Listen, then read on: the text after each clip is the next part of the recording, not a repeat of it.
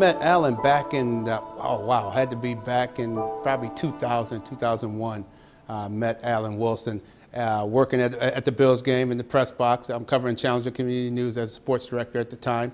Alan Wilson was probably in his second year because he started back in 1999 as a sports writer for the Buffalo Evening News, for the Buffalo News. And it just, Gary, I mean, he's about 6'8", wide body guy. I think at that time probably over 300 pounds for sure. Part of a national basketball championship Division II for North Carolina Central University. He was a very proud fact to show the ring of that championship Division II level. But he was just such a kind and gentle-hearted man.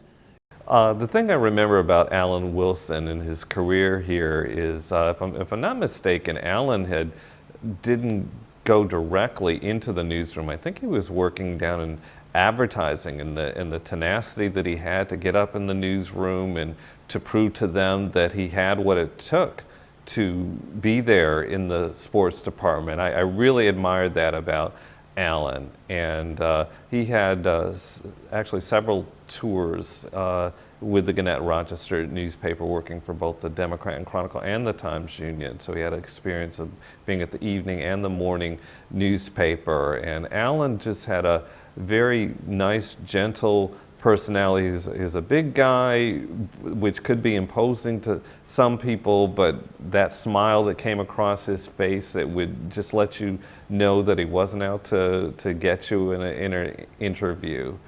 Everyone enjoyed him. No matter he had vision. He had presence, and anytime you were around him, you knew you were around someone really special and someone that really cared about not only journalism but cared deeply about the African American community. I mean, he was a 5-time winner of the New York State Associated Press award-winning writer for sports columns and as a sports writer and a columnist. He was part of the Rochester Association of Black Communicators when he was here, and despite having a very busy sports schedule, contributed when he could, and really missed him when he moved on to Buffalo, but we knew that he was going on to bigger and better things when he was eventually able to have his own column and give people his own perspective on sports. And Alan, he would take time to talk to other people who were interested in journalism. Now, Alan, tell me, where are you from? I'm originally from Durham, North Carolina. Southern boy. Wow, North Carolina. So how'd you end up in Buffalo, New York? It's just a job. I think one thing in this profession, you tend to move around a lot. And, you know, I've spent my time bouncing up and down the eastern seaboard, from here to Orlando, Florida, and North Carolina in between. So I've moved around a little bit. Wow. So how'd you end up writing for the Buffalo News?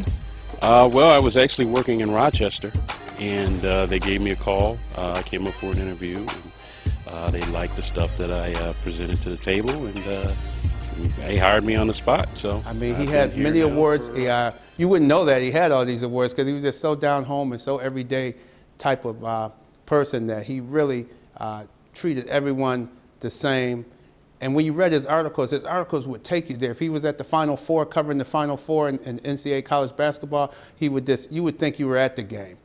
If he was covering the Super Bowl and reading the footnote and reading some of the interviews that he had before and after the game, you would say, wow, he would just really put you right there in the locker room almost. You could almost feel and see the expressions on the face of the people he were interviewing at those times. And he was also one of the founding members of the Buffalo Association of Black Journalists. And he also made you just feel like, wow, you were a part of the story. And I've been learning from him. I told him back then, I said, well, because I always read his column, I always would read his columns and say, wow, I could see how, wow, you just really take people to them and you get people really involved in your articles and make them feel like, hey, I was there. When you put that article down, you feel like you're an expert on the on that particular Super Bowl, or if it was a Final Four, or even was just an event that took place in Western New York. He wanted that camaraderie. He wanted people in the industry to learn more about each other. What do we do? I know we see each other, we may pass each other in the press box or pass each other covering a story, but let's learn more about each other and how we can assist each other. And no point more important than that was at my very first Super Bowl. I come off the elevator, I see I see Alan in the lobby. He said, this your first Super Bowl? I go, yeah, how do you know? He said, it's all written all over your face, George. I said, oh, okay. He said, I tell you what, can you meet me at 4:30 in the lobby? Me and some of the other writers are going over. We're going to do a little networking happy hour over at this particular watering hole. I said, oh, sure, okay. So I met him at 4:30. We go over, we drive over, we go into the event, and it's over 100 sports writers, African-American sports writers at this event. Matter of fact, that was the first time he introduced me to Stephen A. Smith, who at the time was writing strictly for the Philadelphia Inquirer. He was covering Allen Iverson and things of that nature at that time. Bill Rhoden, met him, who was part of the Insiders on ESPN. So I got to meet a lot of the writers that I used to read, either in Sports Illustrated or growing up reading. And it was just, I told him, I said, man, this is not, thank you for including me. And then during the event, they had him, Alan stood up and gave a presentation during the event. And I said, wait a minute, this guy is more than just moving and shaking. This guy is, he knows what's going on here. So I said, thank you. I thank them so much for introducing me to so many different sports writers. Matter of fact, a lot of them I still work with today, and even one is appearing on our show, Jared Bell. He's one of the semi-regulars from USA Today. He'll be on our radio show this coming week. He's a semi-regular on the show. So then next thing I know, he says, hey, come join me for Sunday breakfast. I said, Sunday breakfast? I said, sure, okay, what time, blah, blah, blah. All right, I'll meet you once again. He said, this time, just come up to the second floor. So I come up to the second floor around 11 a.m. on Sunday morning, on Super Bowl Sunday. And all of a sudden, I see all this security. I said, wow. And then Alan walks up. I say, hey, Alan. I said, boy, it sure is a lot of security up here. I see a lot of, look like Secret Service people and so forth. He said, oh, yeah. They usually gets like this from time to time. I said, oh, okay. So we walk into the breakfast, and we walk in, and lo and behold, it turns out to be Roger Goodell's Super Bowl Sunday breakfast for special invited guests. And we come in, and at the table, Alan has his own table with name plate on it and everything, name tent. We go sit at Alan's table, and next thing I know, coming over to the table, here come Jesse Jackson, Michael Eric Dyson. I'm sitting next to Jesse Jackson, Eric Dyson. We got a whole other group of writers and so forth, and we're all there talking and mingling. And Roger Goodell gets up and asks, once again, Alan Wilson stands up and he says, Alan says a few comments about the sports writers and how the writing has been projected and things of the future of how they could increase and enhance sports writers' availability to the players. Because at one time, players didn't have to do interviews. Now the NFL makes it mandatory that the players have to be interviewed by media. And Alan was on that committee that helped initiate that initiative, as I found out at the event. And he was very linked in and connected. And what he always said is, George, I always want to bring my brothers and sisters along and get them to be my contacts, become your contacts. And he was just that type of guy. He was just a good down-home guy who was outstanding. He was very humble. He didn't shout about all the awards, and you wouldn't even know he was an award-winning writer. But those are two examples of how he took me under my wing, Pat Freeman as well, and we were able to go to these events, meet people that we still are working with today, a matter of fact, just because he said, hey, I want to help you enhance your career in the industry. And he's helped, I know numerous people that he has helped enhance their careers all across the country that were at these events that came up and thanked him and talked with him about different situations, and he would give them advice on, hey, what perspective or what direction to go in. So he was just great, and he was a great family man, married 16 years to Elisa, had a lovely young daughter.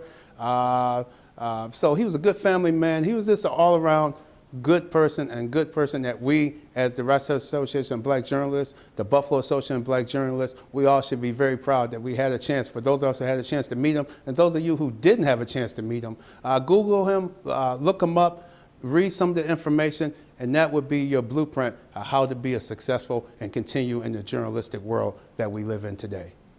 Alan put up a very valiant fight with leukemia, and the outpouring from the Buffalo community was really something to see as he struggled with that, and even at his funeral. And I was at his funeral and just remembered the kind words from different coaches around the community, all who had nothing but praise for Alan. And Alan, while he was in Buffalo, he met his future wife Lisa, and they made quite a team in sports. And I'm just going to really miss Alan.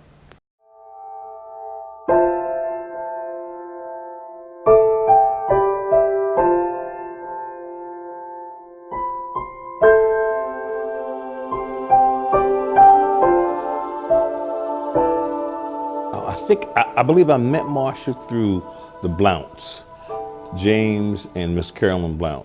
She did an article, as a matter of fact, this is a long time ago, when I was working on a program called PRISM, Program for Rochester for Students in Science and Math. She did an article on me for About Time, and then we just became friends ever since then. Back in 1989, first came to Rochester, talking with Marsha.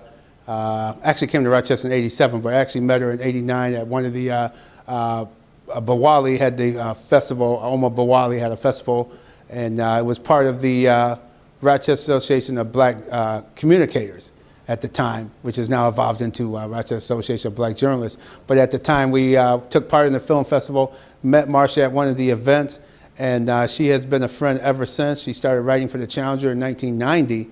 We had to go back and look in the records, and we couldn't believe she had been with the paper since 1990, up until her passing. She wrote her column. I met Marsha Jones about 10 years ago, maybe a little longer than 10 years ago. She came into the store. She was in the process of writing a book, and during that time, we used to do workshops on publishing. And she came in and took a couple of the workshops. I first met Marsha Jones in the very first year that I moved here to Rochester, and that's 1987. We did a play together, and that's where Marsha and I would always meet at the theater and in different writing workshops over so many years, and also as mothers together. I met Marsha at a summer party. She was on her way to Purdue University, and I had completed my first year at Howard University, and I found out that she was going into communications, and we struck up a friendship from that point. I first met Marsha Jones in 1994 when I moved to Rochester. Channel 10, NBC, hired me as their chief meteorologist, and it was through her that I began to meet the people in Rochester, the journalists, the other journalists, and from that first time that I met her, and I'm pretty sure it was at a Rochester Black Communicators event, that I began to meet the other people, the people in the government, the mayor's office and so forth. So she was a vital connection that I made here in Rochester, and we hit it off. She just knew stuff. I'm one of them people that like to know stuff, and she really had the 411 on a whole bunch of different things, and her ability just to just have a conversation with you, and her writing style, I kind of like that. I like how she used to write. And I never forget when she started the 411 column. She said, "Hey, I got a title for you, George. What do you think?" And I was, she always calls on a Monday and said, "Hey, I got this for this week's paper, this and that. Hey, but guess what? I got this title, the 411." I said, "411 what? What 411?" He said, "No, that's my new title." I said, "Marsha," I said, "that fit." I thought about it. I said, "Marsha, that fits you perfectly." I said, "That is the perfect title. Call it the 411." I said, "You're right on the money with that title," and she stuck with that title ever since. And that was from like the mid '90s. Her column became the 411, and people were always looking for news and updates. She knew everything. She had inside information. She had a lot of people that she had contacts with because she would get the information first. People would hear about it first in the Challenger Community News. People used to ask me, "Man, how'd y'all get that information?" I said, "Hey, we're reporters. That's what we're paid to do is report on the news and get up information before others have it." I always used to joke with Marsha about her. She had a 411 column, and I used to joke with her about that. Now, think about this now. There used to be ticker tapes, in the newsroom. There used to be typewriters in the newsroom. Well, I developed this little fun thing where I would do, and every time that I would do that, I would say, "Well, hey, Marsha, I guess you're going to find out, you're going to tell us the latest on this or that." I do this, all I have to do is go, and she start laughing, I start laughing. it was just funny. She would hear everything. That's what we said. You know, Marsha had the 411, and so that's how I think how she started. That's why she named her column that. Marsha always knew what was going on, and somebody else's this, that, and the other. I'm like, Marsha, how do you know that? I heard it. I don't know, but she always had the 411, and it was funny and fun, and people like gossip. What can we say? I think she did this book one time on football. So she did a facts, but she had the reader engaged. Okay, so she had the ability to engage the reader as if they were part of the story, which I think is kind of cool. And that's like a real deep skill set to have. That's why you pick up the paper each week to pick up the new news. And Marsha always kept it fresh. She also had the birthday columns, where she always had listings of everyone's birthdays from time to time, once a month in her column. People always loved that. She always had the heartfelt items in her columns that everybody would love. She had something for everybody. If it wasn't your birthday, or if it was your event, if it was a society event, if it was the Omegas or some of the sororities in town, that having a fundraiser, she would always be reporting on it and giving quality news that was much needed here in the Rochester market, but in all of Western New York, really. Yeah, the principal way that I know about Marsha's writings is through About Time magazine. I had a chance to work for About Time magazine right after I came out of college, and at some point Marsha worked as a principal writer for About Time. And the thing about Marsha is she was always able to keep her pulse, particularly on popular culture, and was very able in terms of getting interviews with top stars. She and I did a whole bunch of things in the community, and one of the things that we did back in the day was she used to cover the various concerts. And I remember her covering Bernie Mac and Bill Bellamy, some of the top comedians at the time, and we were at a concert. She was interviewing, I think, Mary J. Blige and Ice Cube. So she was always there in the know, and she always had the knack, like I said, for the 411 to know who was doing what and where before flow was flow, it was Marsha Jones. I always liked Marsha. I just always did. We always hit it off. In fact, we met doing a play together with David Shakes, and I was getting married that summer. And so she and I shared the same part.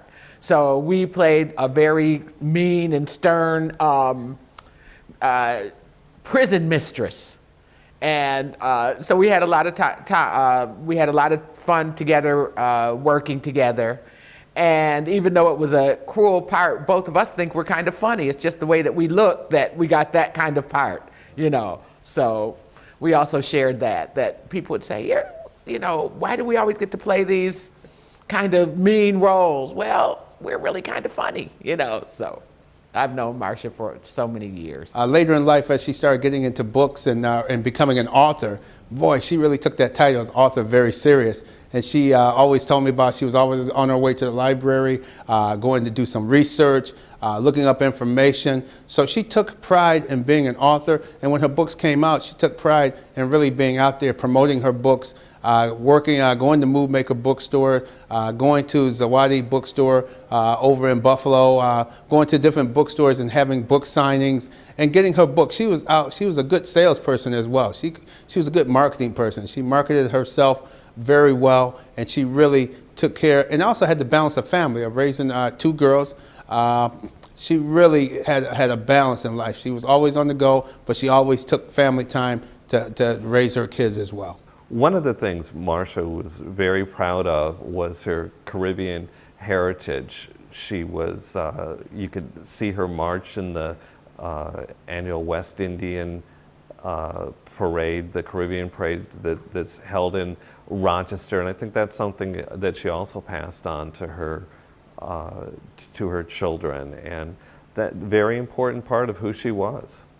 Like I said, she's written about 3 or 4, maybe 5 books. She had a blog, and her blog was based on her children. So if you ever get a chance to read some of her blogs, her kids will be mad at her because the stuff she used to write was like about her kids. And I know her two daughters, Peyton and Hollis, and it was so them. And I could just imagine Marsha having a conversation with them. So I got to write this down because no one's going to believe me. So yeah, her blog about her children to me was the most poignant kind of writing because it was so personal. And for her to share herself and her children, I thought that was tremendous. Well, her writing style is personal because I think she drew on a lot of her personal experiences with people that she knew and the experiences that she had. So her writing was more personal. So she was a journalist, she was a PR professional, she a playwright, a novelist. She loved sports. Oh yeah, on what's going on with Brown and Allen on Sunday mornings. Even when Nate or someone or myself would be out of town, when she anchored the show, she took pride in having. She had her notes, she had her information, she had a guest lined up. She lined up her own guests and everything, and she did her homework. And you could tell when they come on the air, she had her questions and did a very thorough interview on the show. She seemed to have also had like a good sense of humor too. How would you describe her humor?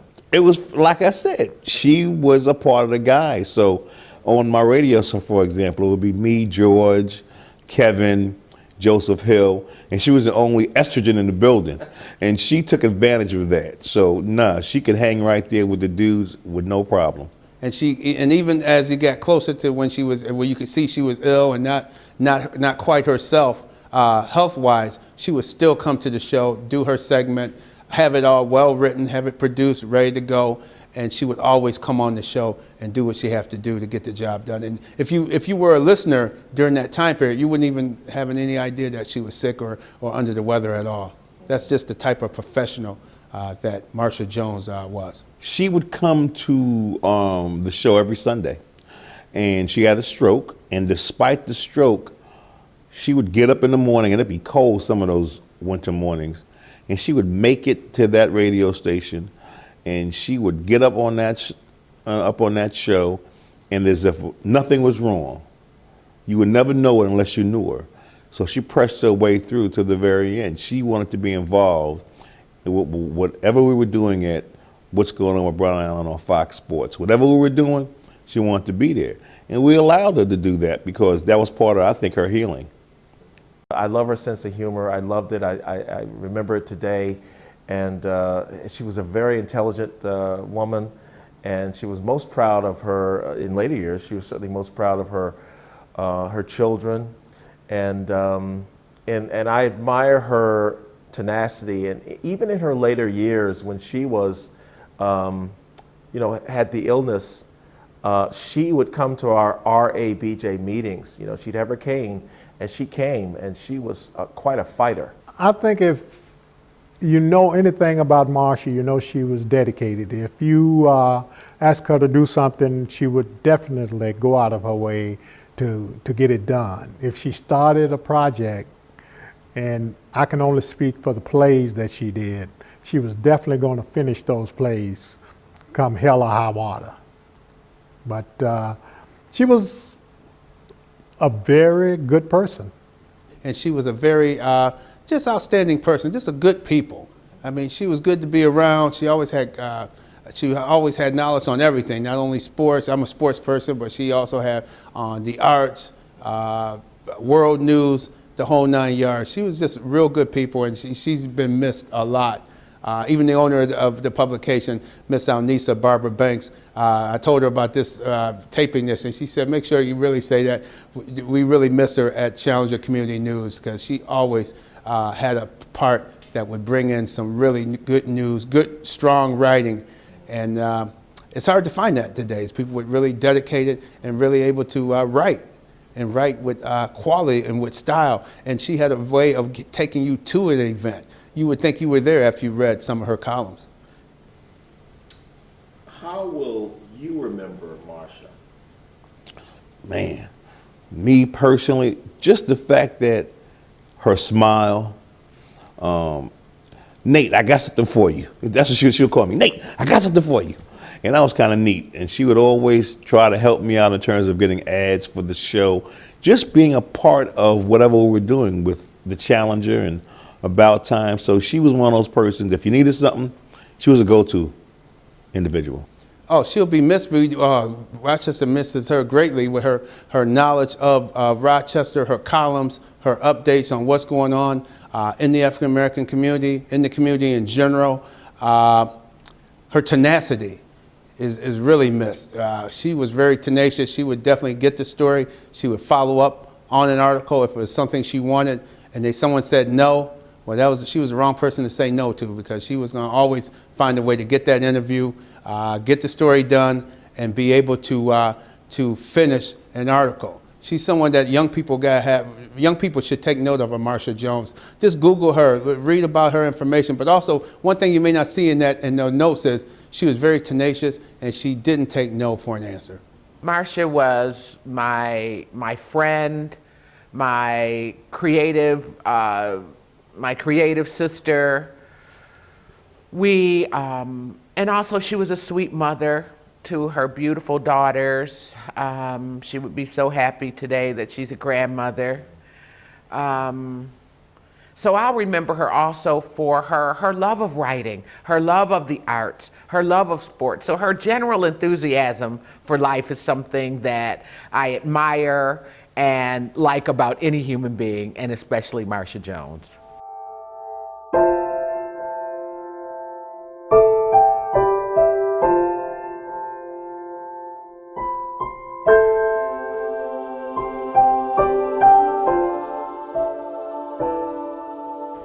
Yes, as a matter of fact, I met Miss Marietta probably about over 10 years ago at 103.9 WDKX. She was introduced to me because she had these ideas in regards to how to empower women.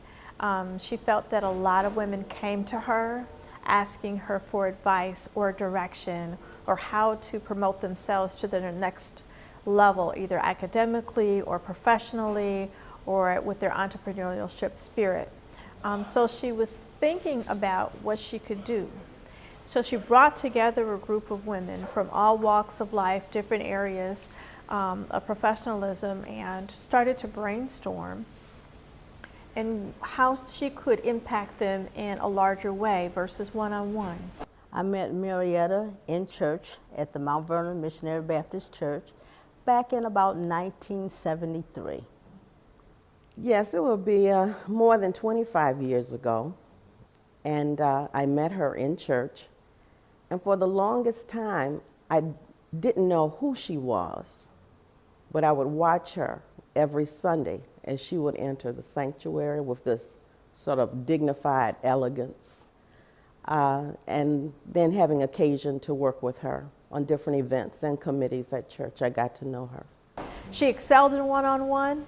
Those were the times that I, really, really relished having her look at me and talk to me. Just an incredible spirit. And the thing that I really relished the most, or really treasure the most with Miss Marietta, is that she didn't have to speak loud. She didn't have to talk loud.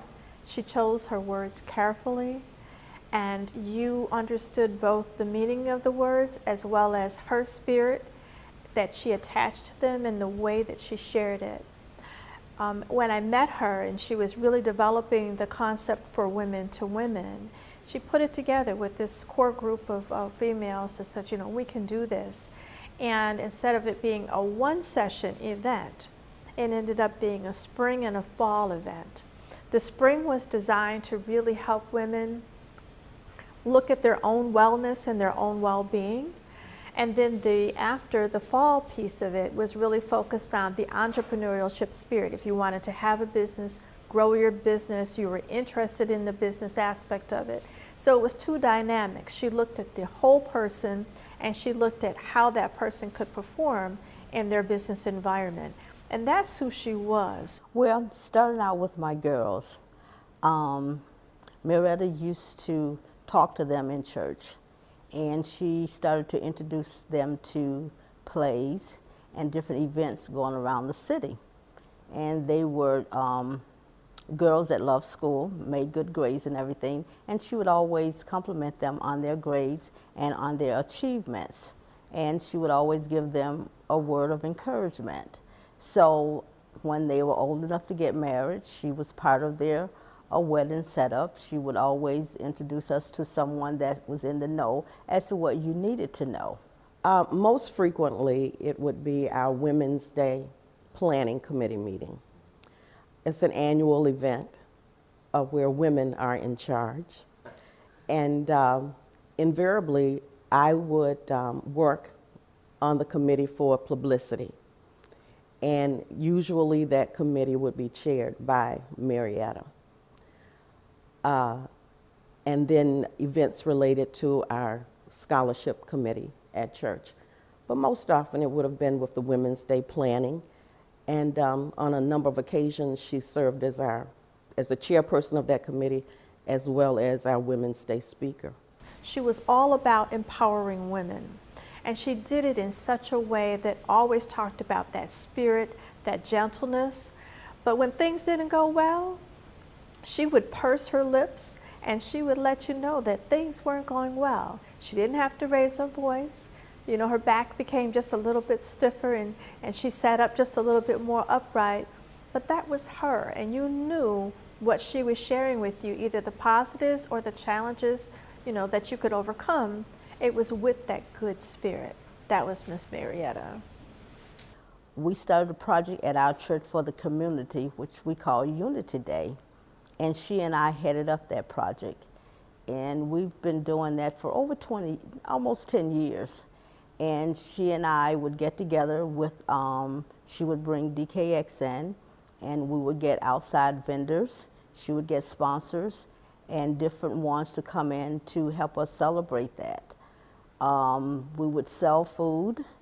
We would have different vendors with jewelry and all that kind of thing. But it was a day for the community. And once we went to the meeting, and we didn't do as well as they thought we should do with the finance part of it. And she said, they said, well, I don't know if we should do it next year. She said, wait a minute, wait a minute. She said, this is the church reaching out to the community. Oh, yes, we will. If we don't make a dime, do not let this day die. So that day did not die, and that day is still going on. So this year we actually did it in memory of Marietta. It was Women for Women, and it was for women, by women, developed, supported, all volunteers that we would get together and meet usually on a monthly basis, and it would culminate with the Women for Women in the springtime, which was for their spirit, you know, how to empower you. Are you managing difficult situations in your life? Are you looking at different ways that you can grow academically?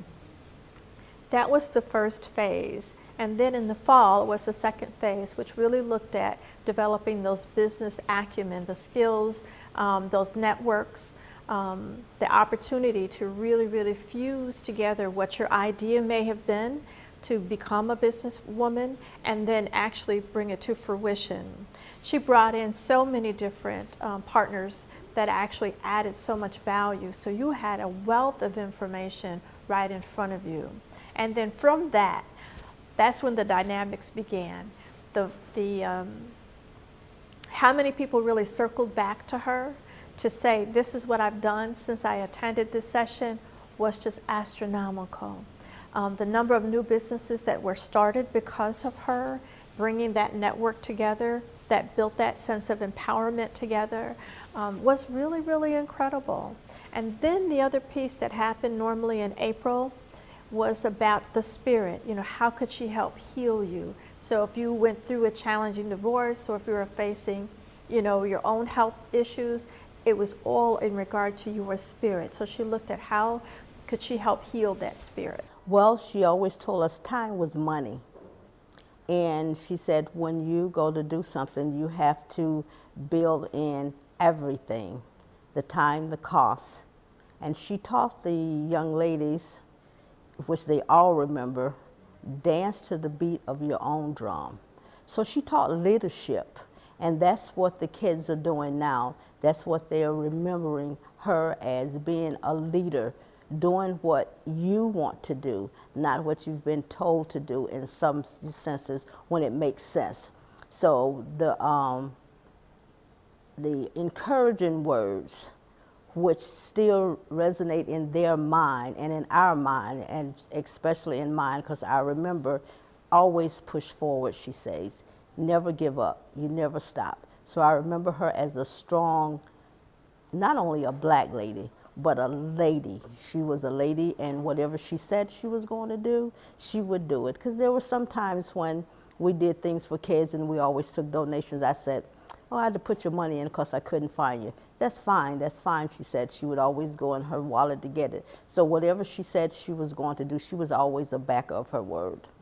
Marietta Avery was my boss, and she was also my friend at WDKX. Mr. Langston hired me a few years after I came to Rochester. I was hired in January of 1999. I think one of the greatest mentors that this city has known, and that would be for people from different walks of life, the young, women, young girls, men. I hear men often saying how she served as a confidant, a teacher.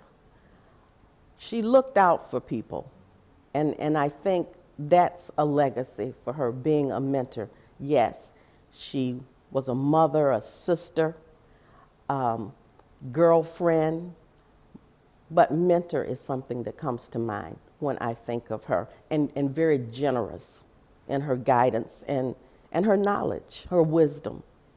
Miss Marietta, she didn't pull any punches, especially when she felt that you could do a lot better. Personally, for me, I had taken sabbatical from completing my PhD, and she called me up and she met me for lunch, because her philosophy was like, if I'm going to share something with you, we're going to break bread together. And that was from her old, I shouldn't say old, but that was from her Southern roots about breaking bread and sharing conversations and making sure that the spirit was fed. So she met with me, and what was interesting was that she asked me, you know, where was I at? What was I doing?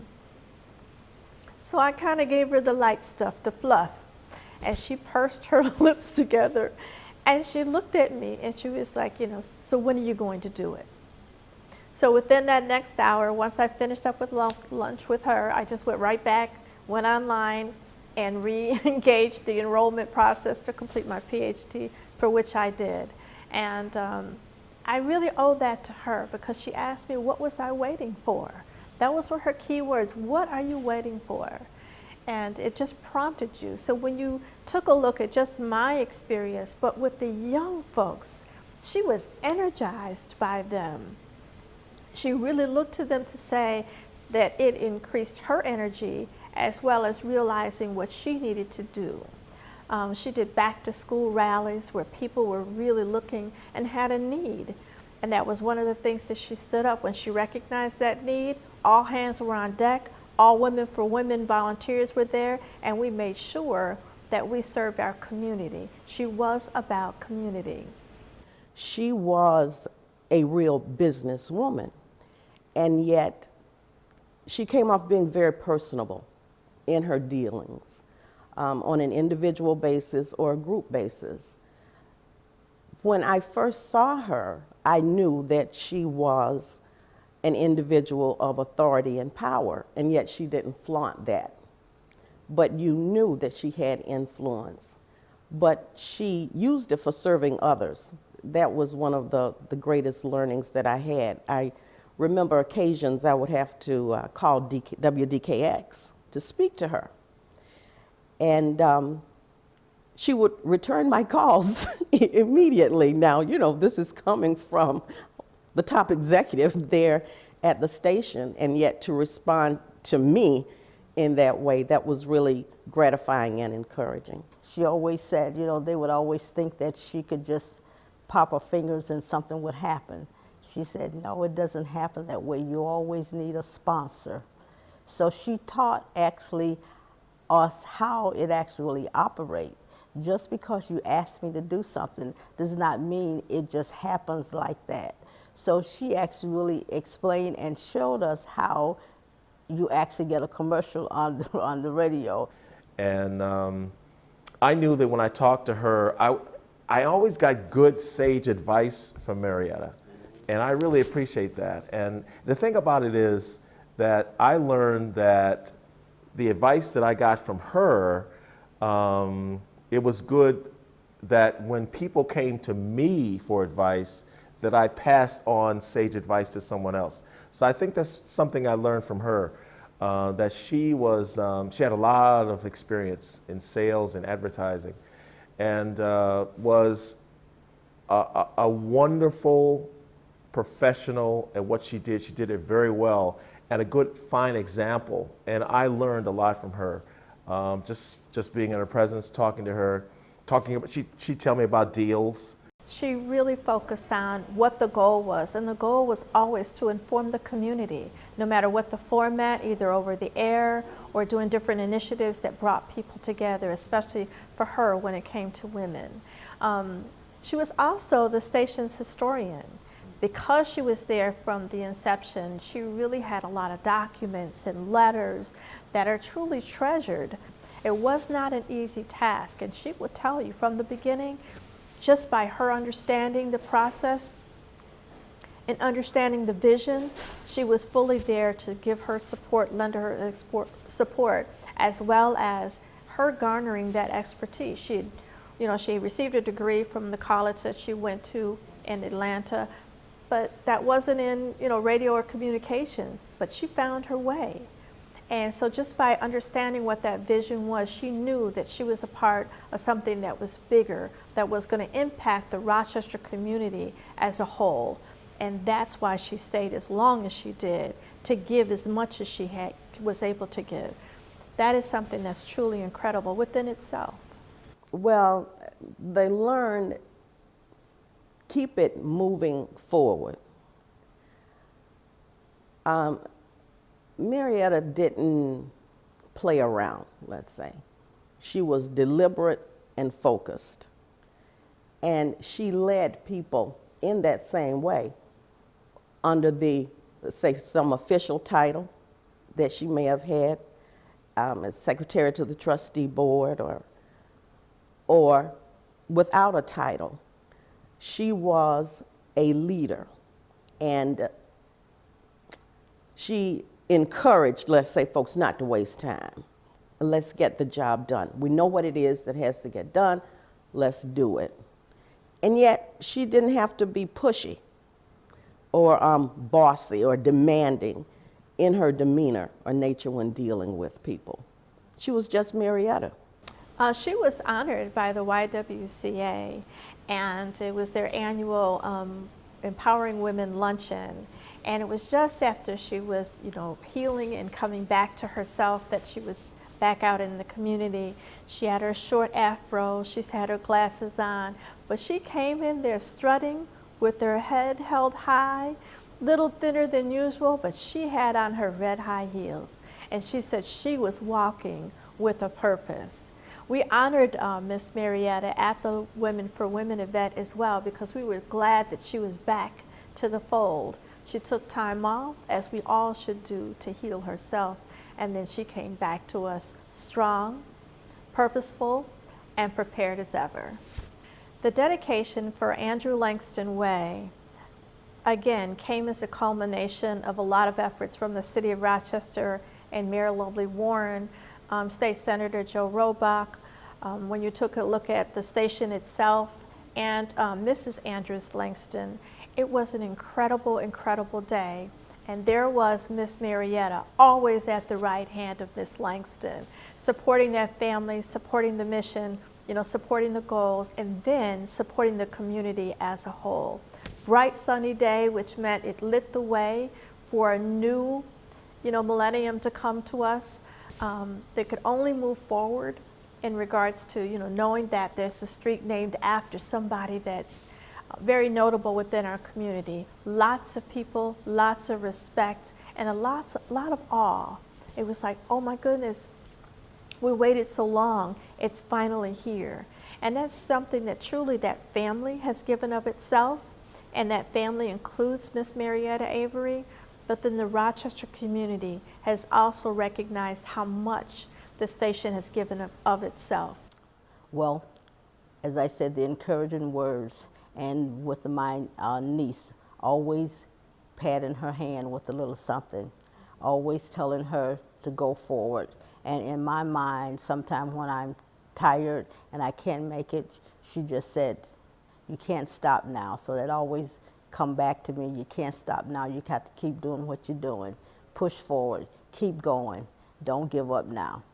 So those things still stay with me. I remember actually when my daughters were getting married, she took me to the limousine place. She showed me how that worked. And then she said, just give him the schedule and he'll see me later.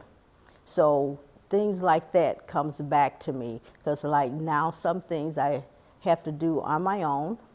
I have to seek the people, because she knew something about everything. And she could always tell you who to go and see. Not always that it had to be free or anything like that, but she always had that connection. And when something came up, she would give me a call and say, Brenda, this is happening today, or whatever it is something you think you want to get into? Because actually she was the financial advisor for the Safe Child Foundation, which is a foundation that helped children and young families. And she was on that board for many years. I think the thing that I would miss the most is just having those lunches, breaking that bread together, having that dinner together. She was, she really came with a wealth of information, a wealth of experiences, and she could tell you how to maneuver through some of the challenges that life oftentimes gives women, especially Black women, Black professional women. She had an incredible column, with DNC that offered sage advice. She wrote a book, again, to encourage women and to encourage people how to get the most out of their experiences while they're here. I will miss breaking that bread. I'll miss her smile, but I'll also miss her pursed lips when she had some choice words to share with you. But as I said, she shared them with love. So that's what I'll miss the most about her.